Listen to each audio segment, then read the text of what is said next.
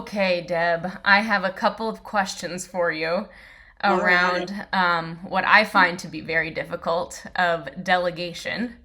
So, my first question is, how do you decide when delegation is necessary before you start to burn out? If it is something that I'm doing that I feel that somebody else, one of my other team members, should be capable of Mm, doing. Yeah. I mean, okay. that would be one thing. If I am doing something over and over and it Mm, is so simplistic that I feel like I should be doing other mm-hmm. things that are more valuable, Okay. um, that would help the team Yeah. more than me doing this particular task. Mm-hmm. I that is, and I'm getting a little bit resentful maybe Okay. of doing that particular Yeah. task. I would take a look at that and um, look at my team members and say, is she capable of Mm, doing this? Yes. yeah. Then that is one thing that I would decide to delegate to Mm. that person. I think that resentfulness is a really key piece or a really good indicator of something to look at or something that needs to Mhm, change is like, do I feel a sense of frustration or resentfulness towards my mhm, team members or even myself? And like, mhm. can we capitalize on that feeling to drive change in a positive direction? Right. And maybe resentfulness isn't quite the word, although I think it can definitely get there. Yeah. But maybe frustration that, Mm, oh my gosh, I'm doing this and I should be doing something yeah. else. Yeah. Like you see the cost benefit of being Mhm. lower than Yes, something else that you know you have on your list, but you can't get to because of this other task that's taking away yes, time. yes. And a Yeah. lot of it too, I think, um, it could be an ego thing too. Mm, Like, I do it the best, mm-hmm. I want it done this way, and I'm Right. not willing to have mistakes Mm-hmm. on this particular Yeah. task. That's another, like, that leads me into another question I put here, and I think that fits in well. And it's like, what are some of the things that cause you to avoid delegating tasks? And like, how do you overcome that when you feel it? And so I think, like you're saying, like, but I do it really well. Like, will they Yes, be able to do it as well? yes, yes. If it's a really like detailed task, that is one thing that I tend to keep to myself. Mm-hmm. Yeah. Where where it's a little bit black and white, Mm-hmm. like for example,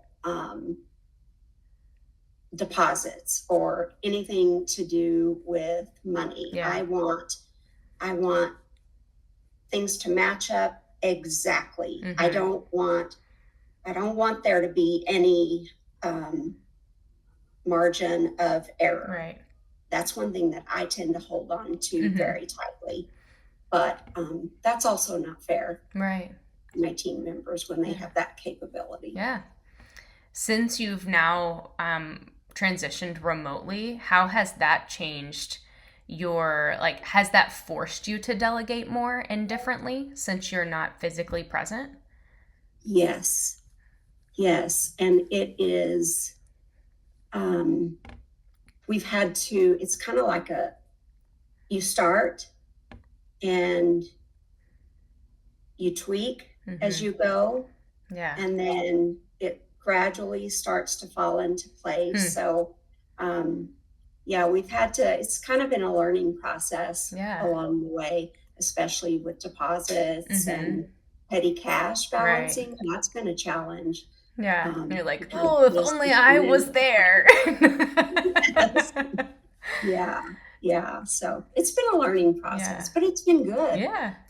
I've had to learn to um, audit them, Mm-hmm. and it's been a good thing. Mm-hmm. They've needed to learn. Yeah. Yeah. If you could go back in time and had a time machine and could set yourself up to make this transition or the process easier? Is there something you would have done, either a task you would have handed off or a system you would have put in place that would have helped you in delegating tasks, knowing what you know now? Definitely being present with them, giving them that task, and daily been there to oversee it. To give it to them before you were removed from physical proximity, and Yes. that would have potentially set them up for success differently. Yes. Yes. That makes sense. Yeah, very much so. Before you were like forced to have to give it away. Yeah. Well, Yeah. that's really helpful. It's really good. Yeah. Nice. Yeah. And so moving away, and you can't forget the audit piece when you delegate something. You can't just give it away and just assume that it's going to be, everything is going to be good from then on. You do have to audit them. How do you determine, like, say you've given away, I'll just tell on myself, like checking adjustments, reviewing day sheets, reviewing deposits, things like that to a team member. How do you audit them without just redoing the whole thing? Like, how do you choose to, like, what amount to look at that feels sufficient? I look at it daily because I like to keep my eyes on it still. But it's quick. Okay. It's really quick. In the beginning, there's several mistakes. But I think it's because probably my lack of clarity in teaching, for example, adjustments. Let's talk about this adjustment. This adjustment. Do we know why we put this adjustment to this provider or this category? Walking them through that and helping them to understand why we did that adjustment that way, instead of just telling them. But then once we've had that discussion, then I audit, and then I have them go back and look at it, correct it, and then moving on down towards the future, then they still make the mistake. Then I ask them, let's take a look at this adjustment. Tell me what's wrong, and see if they can tell me. And then I would watch to see if they catch it themselves, instead of prompting them, take a look at this adjustment and tell me what's wrong. Nice. So I would see if they catch it themselves, and correct it without me. Yeah. It's like slowly removing yourself from the process. So the very hands-on of let me show you how to do it, to you do it and then I'll check it and give you feedback, to, hey, can you identify what's wrong here and correct it, to can you notice it on your own. I like that progression a lot. That's helpful. And I think I love that you say and recognize, like, okay, if they've made mistakes at the beginning, this is probably a lack of training, not a lack of care or want to. Which I think in our position is often the case. So, especially, yes. Nice. Definitely.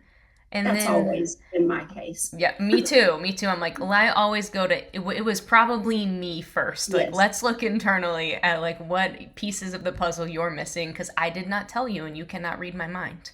And then move on from there. Exactly. Yes. What did you do in this transition? How did you first notice that you needed to delegate something?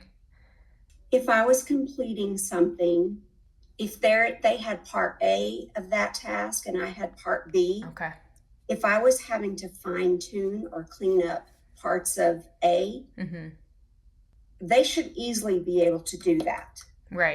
You're taking on parts A and B because they're not incapable, and maybe don't have the training they need to do part A well.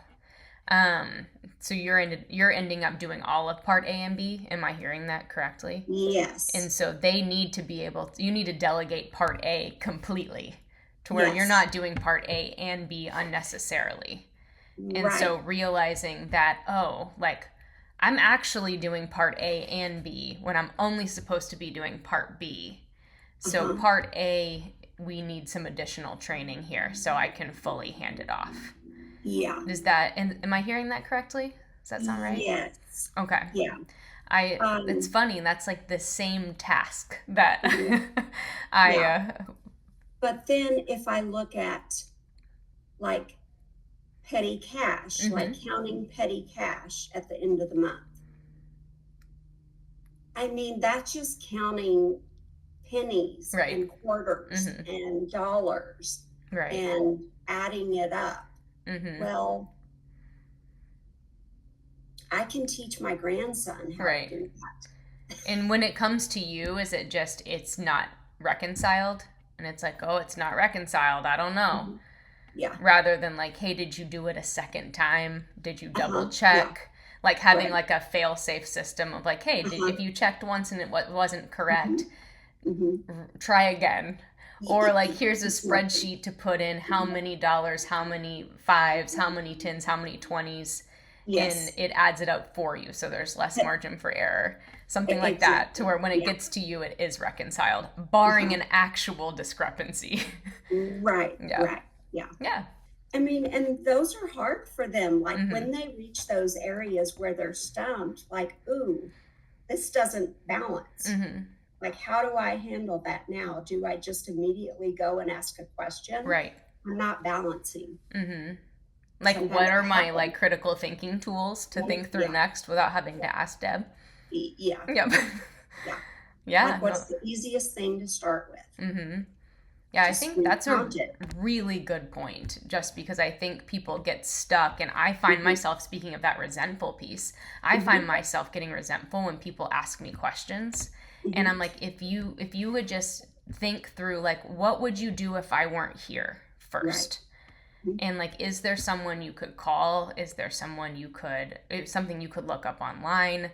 Can you try to troubleshoot this first, pretending I'm not here?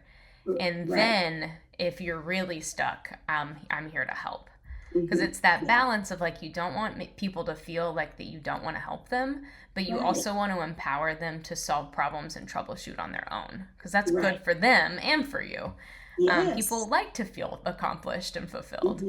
But it's a tough line to like walk in management and leadership of knowing like how much do I push them and how much do I hold them. So and if that could be a good indication of if they are coming to me for these simple questions, have I answered them too readily? Right, absolutely.